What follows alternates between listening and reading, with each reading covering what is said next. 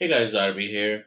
Um, Here, what I wanted to do today was to kind of share, what different options that I'm looking at across the indexes, what makes sense, right? What are the worst and the best case scenarios there? October is almost coming to an end, and we have only a few days to go. And before the end of year really starts, October gives a small dip every year. Before the November rally and Santa rally, kicks off. There will be a dip between somewhere in the November as well, but not a bigger one. So we had one big sell off of three almost 3% or more, a week ago, and then we have been debating on or discussing that if this was one leg, there's a B, there should be a C, but this got truncated right here at 6550 support, and we are almost at the all-time highs back again, right? So thinking about the options of what could be happening here. One is, let's talk about the bear scenario, which is worst case. And again, I don't know if that will happen or not, but we need to know, right? So if I'm going with the bearish case, what it could look like. What could be happening here is that we had this A, B, C as an A, we had a B drop, and this is a C leg, right? So we're making a double top here, and we may do a kind of a sweep of these highs here, or this may be already done. But the worst case scenario is that we get a flat correction here. So you got a down, B up, and you get an extreme downfall here, coming back to 6481, right? So that's kind of a the worst case scenario. Um, Again, we have a lot of earnings coming next week, and I don't think earning is going to be causing this, to be honest with you, but it could be something again with China or Trump or something else similar to that, right? But a very harsh one because this is a C leg. It's going to be impulsive, it's going to be sharp, and should be done in 2 to 3 days, right? So whenever it starts, be done in somewhere in next week at least, right? So that we can kickstart the rally up for the month of November and December. That's a worst case scenario, and you may wonder how it works with the US 100. That works fine. We had a sweep of the highs here, almost, I guess. Yeah, right. And similar fashion, this is your A, B, and C, and now we get slowly, break these levels, and something like this, bounce, sell off again, bounce, sell off, sweep through this, and be done with it, right? So this is our worst case scenario when we look at these two. Thinking about, let's see how it works in SMH. Um, I can say the same thing here as in for SMH as well, right? So A, B, and C, right, and then we start going up, right? So this is our worst case bear scenario. So if you're in any positions which are still January, February, or shares or anything, there's nothing to be really concerned about. There will be a dip. We need to average in and ride the next 2 months. So that's the worst beer craze that I'm looking at right now. Now let's go back to, let's say the dip is not that harsh. Let's say there is no catalyst which will be good enough to kind of send this into that sort of downturn there, right? Sweeping the lows here at 6481. Now, the way I can think about or uh, look into this is that one is that I can think of this being a truncation here, on the US 500, because if you remember from my last video, there was a difference between US 100 and 500 where there was no new high made in this leg on US 500, but US 100 actually made a new leg here up there, right? So it kind of makes a little bit of a difference on how we look at things.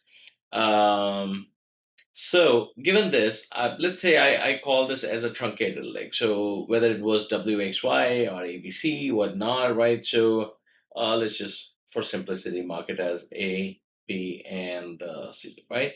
Now, what's happening is that we are in another impulse wave here.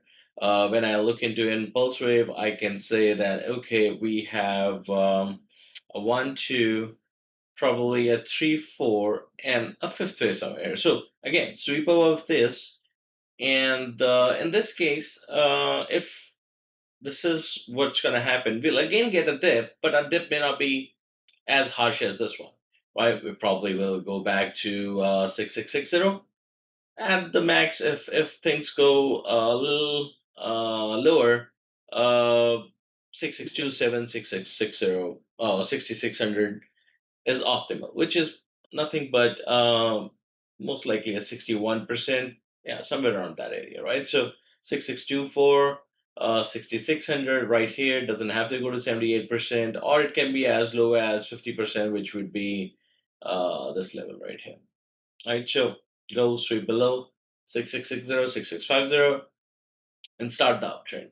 So this is my optimal bullish path. I'm not looking at something where this can keep on going just straight as such.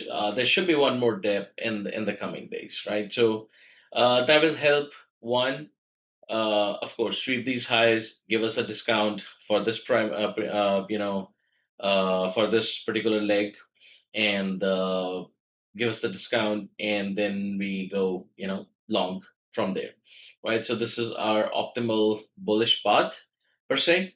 Now, when you're looking into it from US 100 perspective, a similar thing, just a little different way to count it. um, what I can say is that if that was not a truncated leg, let's say I take a different argument here. The other way to count this US 100 would be, if would have been similar on US 500, would have been even better. Then I would call this as a leading, starting leg A, leading diagonal leg one.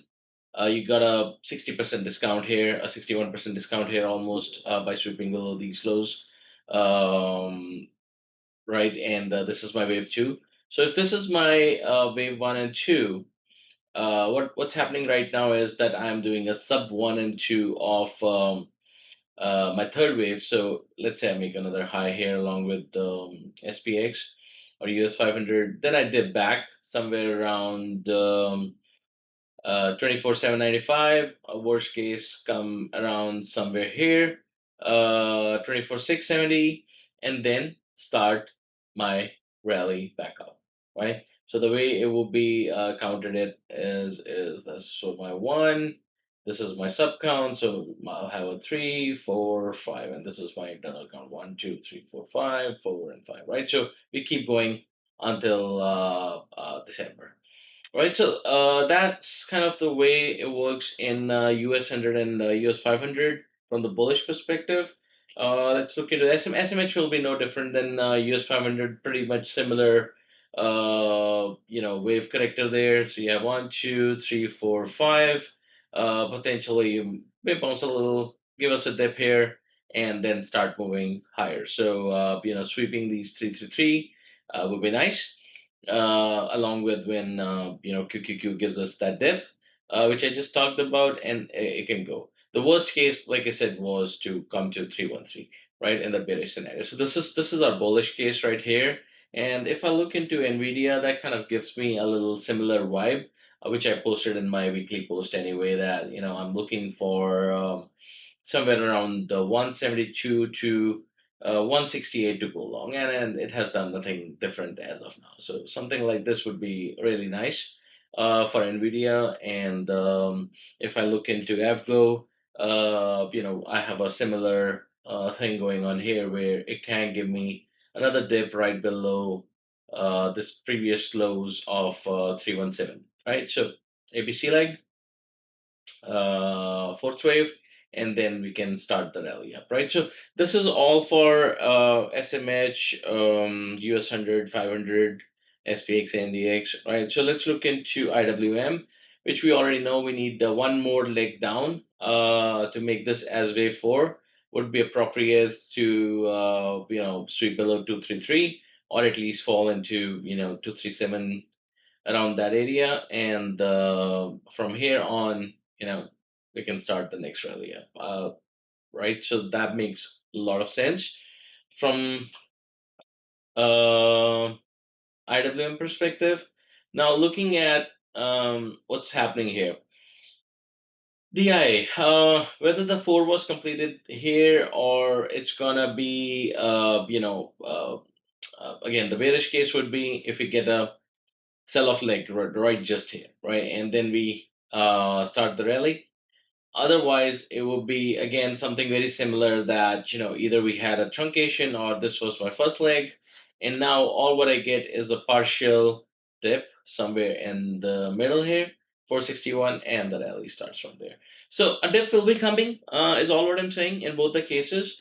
So don't go long as we head into all-time highs. Let's say you're hitting, 6762. So if you looked into my plan in the morning, all what I was saying was that as long as 6724 holds, you may get a sweep of 6762. That's all what I was looking for. Because buying a breakout here wouldn't be wise at this point of time.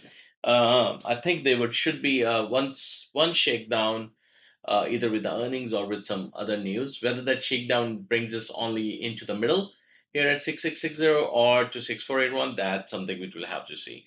So I'll be documenting this in the post, but I just wanted to kind of give you an overview through a video to make it easier to understand